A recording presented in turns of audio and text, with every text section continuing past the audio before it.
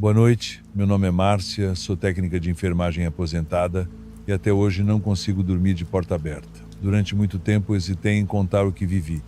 Não porque duvidasse da minha própria sanidade, mas porque algumas experiências parecem não querer ser contadas. Como se ao falar, você desse mais força a algo que deveria ter ficado enterrado. Era 1993 quando alugamos aquela casa na Rua da Laranja, em Aracaju. Eu e meu então marido Marcos estávamos tentando reorganizar a vida depois de um período difícil. Ele era marceneiro, passava o dia trabalhando fora. Eu, na época, fazia plantões noturnos no pronto-socorro. Nossa filha Lorena tinha 3 anos. Era uma menininha quieta, carinhosa, mas muito sensível às coisas ao redor. A casa era simples, mas tinha algo nela que incomodava logo de entrada. Quente demais mesmo à noite, as paredes pareciam absorver o ar e devolver só abafamento. E o pior era aquele corredor que cortava a casa, do quarto até a cozinha. Longo demais para uma casa pequena, sempre escuro, mesmo com as lâmpadas acesas. Lorena foi a primeira a notar. Começou a dizer que a moça do espelho morava no banheiro. A princípio, achamos que era coisa da cabeça dela. Crianças criam amigos imaginários, não é? Só que aquilo não parecia brincadeira. Ela passou a recusar o banho, tremia quando eu a levava até o banheiro e chorava desesperada ao ficar sozinha ali. Uma noite ela gritou tão alto que acordei com o coração disparado. Corri até o quarto dela. Estava trancada por dentro. Quando consegui arrombar a porta, ela estava encolhida no canto, o rosto vermelho de tanto chorar. Disse que a moça do espelho gritava com ela. Entrei no banheiro. Não havia ninguém, claro. Mas o espelho estava todo embaçado, como se alguém tivesse tomado banho havia poucos minutos. E o chão, completamente seco. Contei a Marcos, mas ele riu. Disse que era coisa da cabeça da menina, que a casa era velha e devia ter encanamento ruim. Mas ele também começou a mudar. Passou a ter pesadelos quase todas as noites. Acordava assustado, suado, chamando pelo nome da ex-mulher dele, coisa que nunca tinha feito antes. Eu tentava acalmá-lo, mas ele ficava cada vez mais nervoso. Até que, certa noite, acordei com ele, me empurrando para fora da cama, com os olhos arregalados de pavor. Apontava para o alto do guarda-roupa, dizendo que havia alguém lá em cima. Ela está olhando para mim, ele repetia. Mas ali não tinha nada. Nada que eu pudesse ver. Discutimos feio naquele dia. Ele saiu no dia seguinte dizendo que não ia mais ficar naquela casa. Eu estava cansada, mas não tinha para onde ir. Fiquei com Lorena por mais 2 meses. Nesse tempo as coisas pioraram. Comecei a notar que a água do chuveiro abria sozinha. O som vinha durante a madrugada. Eu me levantava e encontrava o banheiro molhado, como se alguém tivesse acabado de tomar banho, mas a torneira sempre bem fechada. As luzes da cozinha piscavam com frequência.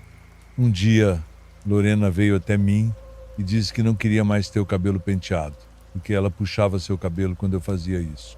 Comecei a perceber pequenas mechas no travesseiro da menina, como se alguém tivesse arrancado enquanto ela dormia. As noites ficaram mais difíceis. Eu evitava passar pelo corredor sem acender todas as luzes. Sempre sentia que algo me observava, não era imaginação. Era como se o ar parasse de se mover ali dentro. Tudo ficava imóvel, denso. A televisão ligava sozinha de madrugada. Certa noite, quando entrei na sala, a tela estava estática e do nada passou a mostrar imagens desfocadas de dentro da casa. A cozinha, o banheiro, o corredor, tudo vazio, mas com a imagem balançando como se alguém estivesse filmando com a mão.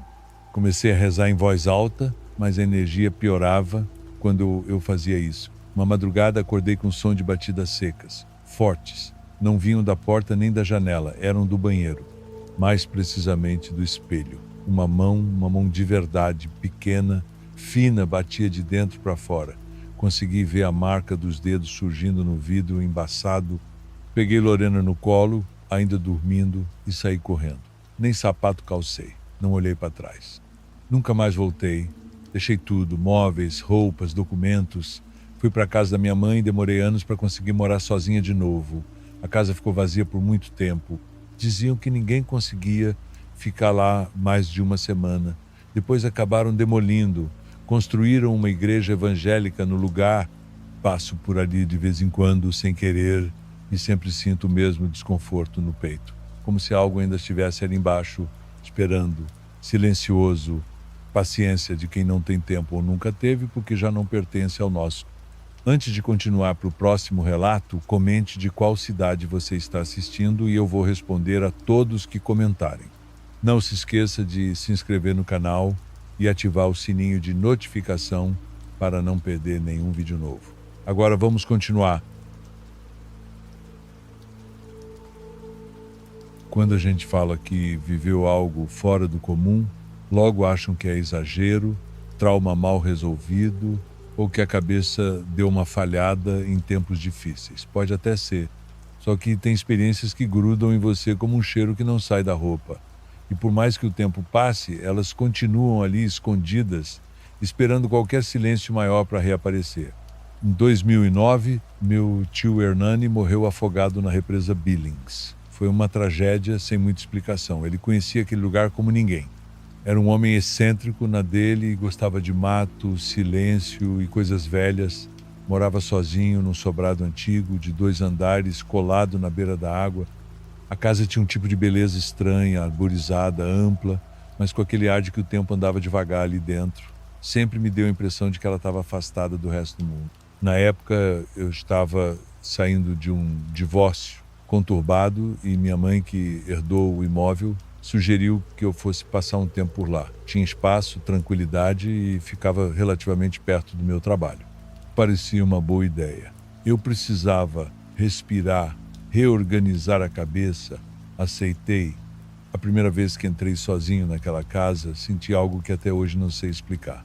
Não era medo, mas um desconforto teimoso. A sala cheirava madeira antiga e o som da água batendo nas pedras lá embaixo era constante. As janelas tremiam com o vento e algumas não fechavam direito. A casa era gelada, mesmo em dias quentes. Havia uma umidade nos cantos, como se tudo ali estivesse sempre meio molhado. Na primeira semana comecei a ouvir barulhos. Passos no andar de cima, leves, arrastados, como se alguém estivesse se movendo lentamente. Só que o andar de cima estava trancado com correntes. As portas tinham sido fechadas com cadeado e minha mãe me disse que o tio tinha mandado lacrar tudo anos antes, depois da morte da esposa dele. Segundo ela, ele nunca mais subiu lá. À noite o barulho voltava, sempre perto das 2, 3 da manhã. Eu acordava com aquela sensação de que tinha alguém na escada e às vezes eu ouvia meu nome. Não alto. Era quase como se alguém tivesse falado no pé do meu ouvido. A primeira vez achei que tinha sonhado, mas quando ouvi de novo, no meio da tarde, enquanto lavava a louça, minhas mãos ficaram paradas na água. A voz não veio da rua. Era dentro da casa. Cometi o erro de abrir o andar de cima. Esperei um sábado, comprei ferramentas e forcei o cadeado. Era uma porta pesada que arranhava o chão quando abria. O corredor lá em cima era mais estreito, com carpete grosso e manchado. O ar ali era pesado, denso, como se não tivesse circulado por anos. As paredes tinham marcas escuras, como dedos sujos. Os 2 quartos estavam fechados, um estava vazio. No outro, achei o armário trancado com pregos. A madeira parecia antiga demais, deformada por umidade.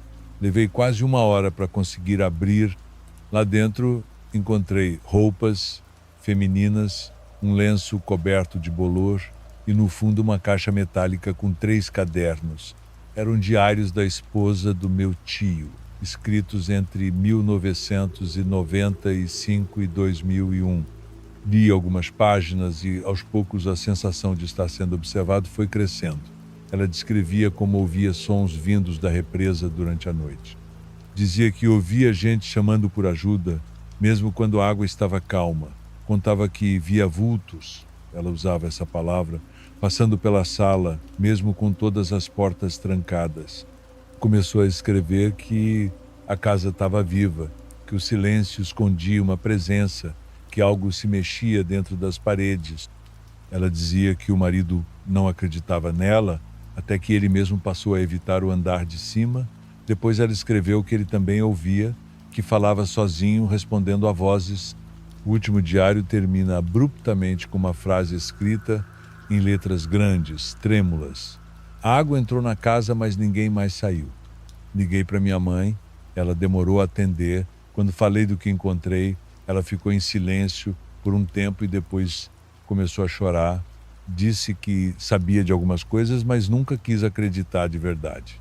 Contou que a esposa do tio tinha se suicidado lá em cima, no quarto que hoje estava vazio, que ele dizia ouvir a voz dela na escada, chamando por ele, que jurava que ela nunca foi embora. Naquela mesma noite comecei a arrumar minhas coisas, mas a casa não deixou eu sair fácil. Enquanto colocava as malas no carro, todas as luzes do andar de cima acenderam. As janelas, que antes estavam trancadas, batiam como se estivessem sendo forçadas por dentro. A porta da frente fechou sozinha com um estrondo.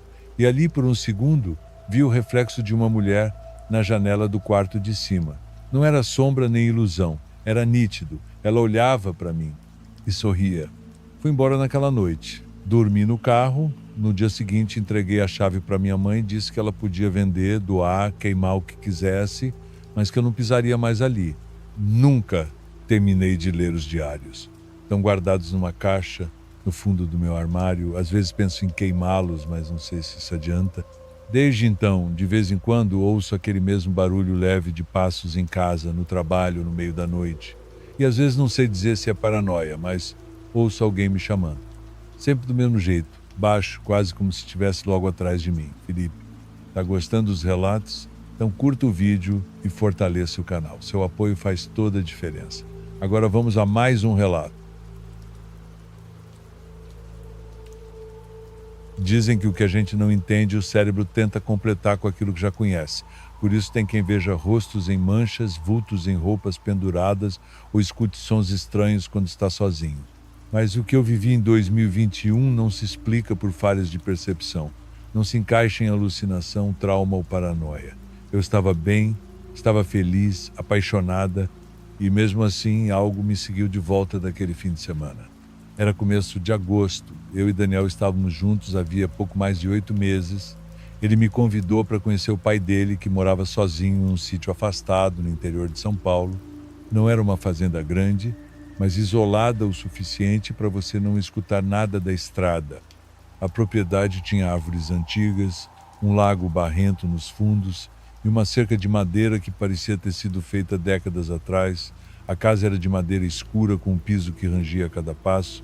Do lado de fora ela parecia pequena. Por dentro era mais comprida, com corredores estreitos e móveis antigos, cheios de detalhes entalhados à mão. Tudo ali tinha cheiro de umidade e fumaça. E na sala principal, pendurado bem acima do sofá, havia um retrato enorme de uma mulher de coque apertado, vestido escuro e olhar duro. Era a avó de Daniel. A primeira coisa que pensei quando entrei foi: ela parece estar olhando direto para mim. E onde eu me mexia, aquele olhar parecia seguir. Nem a televisão ligada quebrava a sensação.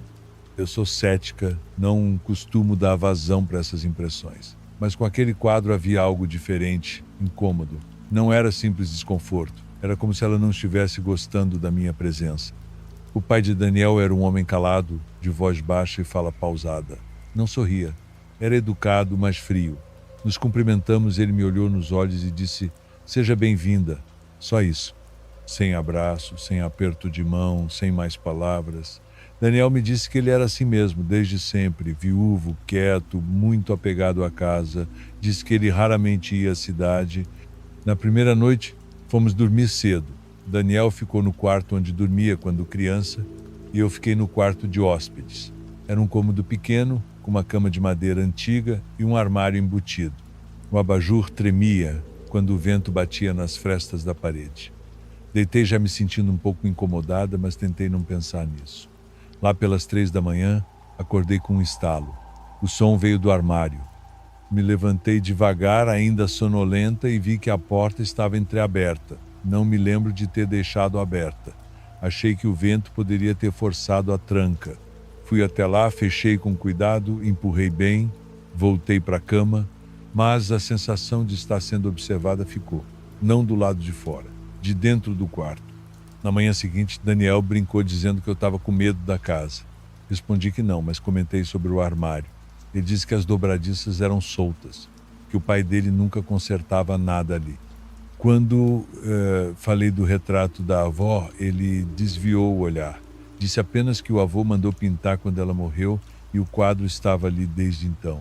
Meu pai disse que ela cuidava da casa, que até hoje ainda cuida, ele comentou. Eu ri, meio sem graça, mas a frase ficou comigo. Na segunda noite, tudo piorou. Não consegui dormir direito. O barulho de madeira estalando, que já era constante, estava mais alto. E então ouvi passos no corredor, não correndo, passos lentos, regulares. Fiquei parada na cama tentando ouvir melhor.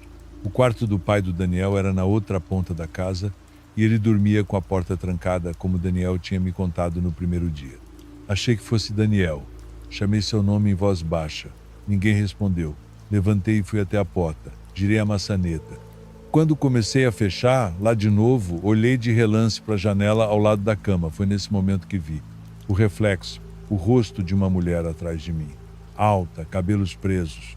O mesmo rosto do retrato da sala. Virei imediatamente. O quarto estava vazio, mas o armário estava aberto de novo.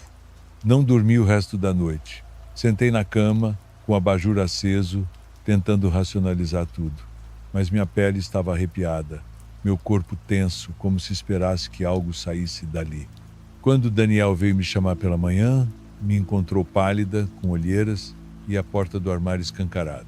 Falei com ele a sério. Disse tudo. O reflexo, os passos, o armário. Ele ficou em silêncio por um tempo. Depois suspirou. Eu não queria te contar isso agora, mas minha mãe morreu aqui nesse quarto. Câncer. No fim, ela não conseguia mais sair da cama. Morreu bem ali onde você dormiu. Ele apontou para a cama com o olhar perdido. Eu engoli seco. E então ele completou, hesitante. Meu pai disse que ela nunca foi embora. Fiquei paralisada. Não sabia o que responder. Aquilo não soava como uma metáfora. Não do jeito que ele disse. No último dia, fizemos as malas cedo. Eu queria ir embora antes do pôr do sol. Me despedi do pai de Daniel na varanda. Ele segurava uma caneca de chá, olhando para o mato. Quando me aproximei, ele me olhou nos olhos, pela primeira vez com uma expressão que parecia satisfeita, e disse com a voz baixa, mas firme: ela gostou de você, disse que pode voltar quando quiser. Não havia mais ninguém ali. Minha garganta secou. Não consegui responder. Apenas sorri, sem mostrar os dentes, e entrei no carro. Daniel nem percebeu. Colocou as malas no porta-malas e partimos. Nunca mais voltei àquela casa. Nem pretendo. Mas às vezes, quando estou sozinha no meu quarto, juro que ouço a madeira estalar como se uma porta abrisse devagar em algum canto da casa. Por favor, curta e se inscreva se você estiver gostando. Agora vamos continuar. Boa noite, me chamo Eduardo e sempre fui um cara prático. Não me considero medroso. Trabalho com refrigeração desde os 20 anos, entrei em lugares abandonados, escuros, com cheiro de mofo e tudo mais. Nunca liguei. Nunca fui desses de acreditar em histórias de espírito, maldição, essas coisas. Até porque, se você começar a acreditar demais nessas coisas, não vive. Mas o que aconteceu comigo depois que comprei minha casa mudou isso. E até hoje me pergunto se aquilo já não estava ali antes de mim. Comprei a casa em 2017. Pequena, geminada no interior de São Paulo, onde moro até hoje. Eu juntei cada centavo para dar entrada. Era o meu sonho ter um canto só meu. Reformei o básico, pintura, pisos novos, uma pia decente. A casa era espelhada com a da vizinha, Dona Miriam. Uma senhora muito reservada, viúva, cabelos brancos, bem penteados, sempre de saia longa. Nunca me pareceu doente, mas também não parecia alguém que saía muito. Quase sempre a vi sentada na varanda, em silêncio. Ela morava sozinha, não recebia visitas, e o que sempre me chamou a atenção era o fato de que as janelas dela estavam sempre fechadas.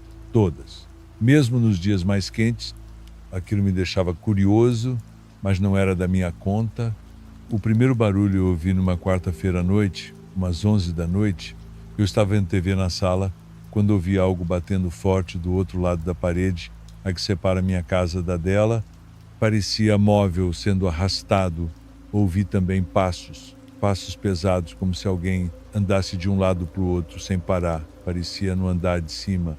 Achei estranho, porque o piso lá é de madeira e o som passava como se fosse na minha casa.